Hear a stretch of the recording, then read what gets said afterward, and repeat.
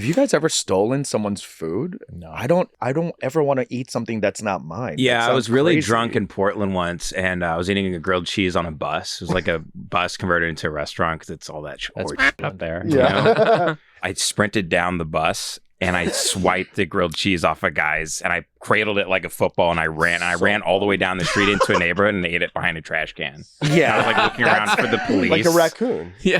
That's awesome. Yeah. That sounds fun. Yeah, I sucked.